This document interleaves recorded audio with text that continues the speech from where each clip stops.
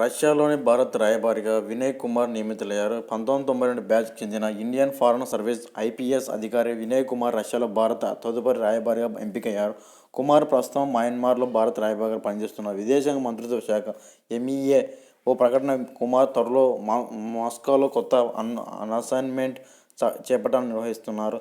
P India అనే కొత్త CEO నియామకంగా కుమార్ వెంకట సుబ్రహ్మణ్యం ప్రకటించింది. ప్రముఖ ఎఫ్ఎంసీజీ కంపెనీ పీజీ ఇండియా తన కొత్త chief executive officer CEO Kumar Venkata Subrahmanyam నియమించినట్లు ప్రకటించింది. ఇది మే 1, 2024 నుండి అమలులోకి వస్తుంది. ప్రస్తుతం సీఈఓ ఎల్వి వైద్యనాథన్ పీజీ 28 ఏళ్ల పాటు సేవలందించిన తర్వాత వ్యక్తిగత ప్రయోజనాల కోసం కంపెనీ విడిచిపెట్టున్నారు.